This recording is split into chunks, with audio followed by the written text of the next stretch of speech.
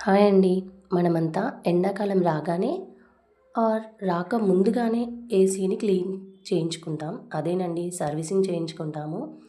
కానీ ఎప్పుడైనా మీరు గీజర్‌ని సర్వీసింగ్ చేయించారా? ఎందుకు చెప్తున్నానో మీరు ఈ వీడియో చివరి వరకు చూస్తే అర్థమవుతుంది. అయినా మా గీజర్ బాగానే పనిచేస్తుందండి. హాట్ వాటర్ బాగా వస్తుంది అండ్ ఎప్పుడు ఎలాంటి ఇష్యూ తీసుకురాలేదు. మీరు బాగానే చెప్తారు, మంచిగా ఉన్నదానికి సర్వీసింగ్ ఎందుకు అని అనుకుంటారేమో. మేముండేది బీరంగూడ. ఇక్కడ వాటర్‌లో టీడీఎస్ చాలా ఎక్కువ ఉంటుంది. మనం ఈ మధ్య న్యూస్‌లో చూస్తున్నాం కదా, చాలా వరకు గీజర్లు పేలిపోతున్నాయి అంటూ న్యూస్ వింటున్నాము.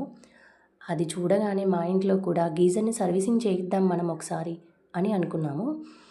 3 ఇయర్స్ నుంచి అయితే మాకది ఏ ఇష్యూ తేలేదు. సో మేము సండే రోజు అర్బన్‌లో స్లాట్ బుక్ చేసుకున్నామండి. ఏదైనా క్లీనింగ్ ప్రాసెస్ ఉంటే అర్బన్‌లోనే తీసుకుంటాము. చాలా బాగుంటుందండి సర్వీస్ మాత్రం.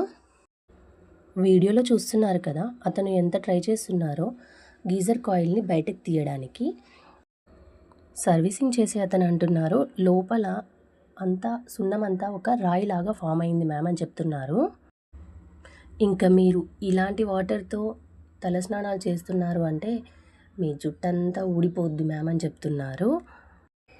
మీ వాటర్ కూడా ఇలాగే ఉంటే ఖచ్చితంగా గీజర్‌ని సర్వీసింగ్ చేయించుకోండి. ఎందుకు చెప్తున్నానో ఈ వీడియోని చివరి వరకు చూస్తే మీకే అర్థమవుతుంది. మాది G+1 బిల్డింగ్ అండి. గ్రౌండ్ ఫ్లోర్ కట్టినాక అందులో 4 ఇయర్స్ ఉన్న తర్వాత మేము ఫస్ట్ ఫ్లోర్ కట్టించుకున్నాము. ఈ గీజర్ ఇందులో 3 ఇయర్స్ నుంచి ఉంటుంది. ఈ 3 ఇయర్స్‌లోనే ఇందులో ఇంత సున్నం ఫామ్ అయి ఉంటే మా గ్రౌండ్ ఫ్లోర్‌లో మాత్రం 7 ఇయర్స్ అవుతుందండి గీజర్ పెట్టించి. అది ఎలా ఉందో, దాని పరిస్థితి ఎలా ఉందో దీన్ని చూసినప్పుడు నాకు దాన్నే తలుచుకున్నాను. మన ఇంట్లో ఆడవాళ్ళు చిన్న చిన్న పిల్లలతో వాళ్ళు ఒంటరిగా ఉంటూ ఉంటారండి. ఏదైనా జరిగినప్పుడు వాళ్ళ తోడుగా ఎవ్వరూ ఉండరు ఎలా అనే భయం వేస్తుంటుంది. సో మీరు ఆ విషయాన్ని దృష్టిలో పెట్టుకొని సర్వీసింగ్ మాత్రం చేయించడానికి ట్రై చేయండి. మన ఇంట్లో పెద్దవాళ్ళు కూడా ఉంటుంటారు, వాళ్ళకి సరిగా తెలియదు. మనం చాలా వరకు గీజర్ స్విచ్ వేసుకొని అప్పటికప్పుడే స్నానానికి వెళ్తుంటాము.